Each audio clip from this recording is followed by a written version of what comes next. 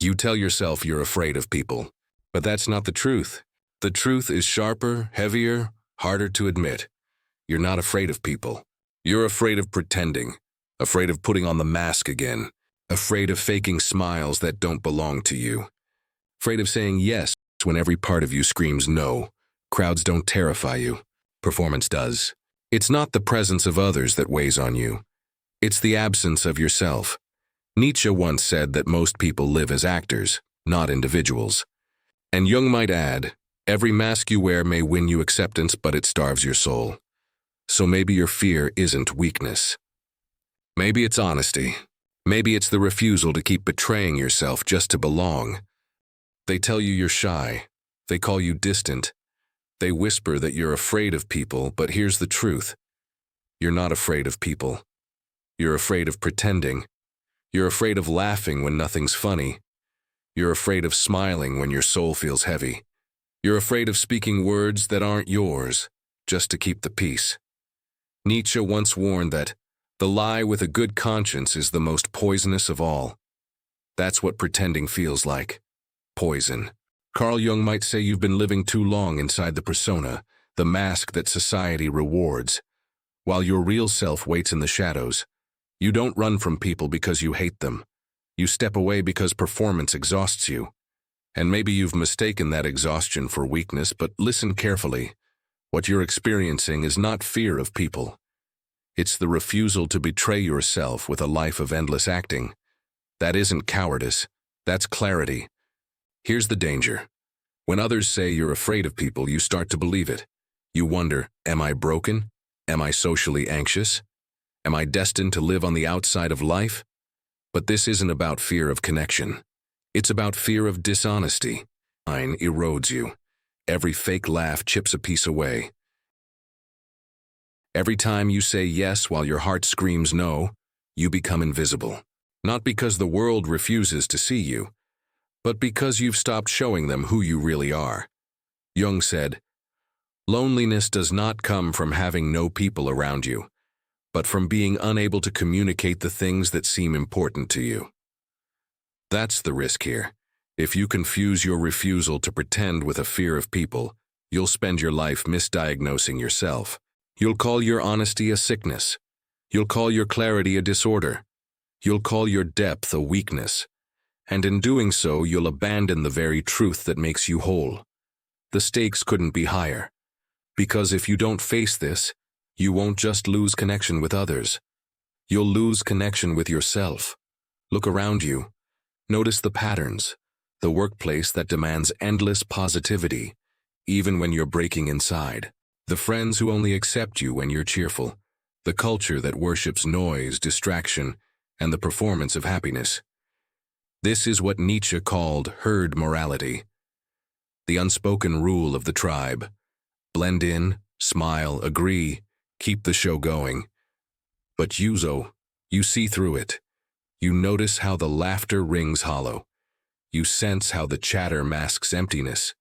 You feel how the mask slips in the moments of silence. It's not that you don't belong. It's that you refuse to play make-believe when the cost is your soul. And so you pull away. Not because you fear people, but because you cannot keep betraying yourself. Jung might say this is your individuation beginning, the painful process of stepping out of the script, even if it means being misunderstood. Here's the irony. The very traits they call antisocial, your silence, your reflection, your restraint, are the signs of depth, of vision, of someone who refuses to drown in the shallow end. But society rewards the mask. The bigger the smile, the more applause. The louder the noise, the more attention. The tighter the performance, the more approval. So the question is this: will you trade authenticity for belonging? Or will you endure misunderstanding to remain true to yourself? That tension, between honesty and acceptance, is the battlefield of your life. But let's be honest. Pretending doesn't just come from outside pressure. It also comes from within. You allow it because you fear rejection. You perform because you crave belonging. You smile when you're tired because you're terrified of being abandoned. This is the hidden shadow Jung spoke of. The fear that if your true self is revealed, no one will stay. So you build masks. You become agreeable. You become entertaining. You become whatever the room needs, and it works. For a while. People like you. Crowds welcome you. No one complains. But inside, something is rotting. Because here's the cost. You lose yourself piece by piece. You resent others for not seeing you, but how could they when you never show them? You feel lonely, even in the middle of a crowd. Nietzsche warned that the individual has always had to struggle to keep from being overwhelmed by the tribe. This is that struggle. And here's the paradox. The more you pretend to belong, the lonelier you feel. Because what they accept is not you. It's the character you created. That's the cruelest loneliness of all, to be surrounded and unseen, applauded and unknown. And if you keep this up, one day you'll forget the difference between mask and self. You won't know where performance ends and authenticity begins. You'll live as a ghost in your own life. That is the true cost of pretending. So how do you change this? Step 1. Notice. Awareness is rebellion. Every time you force a laugh, every time you silence your truth, every time you say yes when you mean no. Pause. Name it. See it. Step 2. Practice small honesty. Say, I'm tired. Say, I don't feel like going out tonight. Say, that doesn't sit right with me. Watch who listens and who doesn't.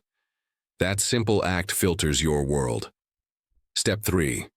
Redefine connection. It's not about how many people you can keep entertained. It's about resonance. It's the friend you can sit in silence with. The conversation that leaves you nourished instead of drained. Step 4. Stand with quiet strength, shoulders steady, voice calm, eyes certain. You don't need to shout to be respected. You need to carry yourself as though your worth is non-negotiable. Jung would call this individuation. Nietzsche would call it the courage of the free spirit. It's not about rejecting people. It's about rejecting the performance, and once you do this, you'll see. You were never afraid of people.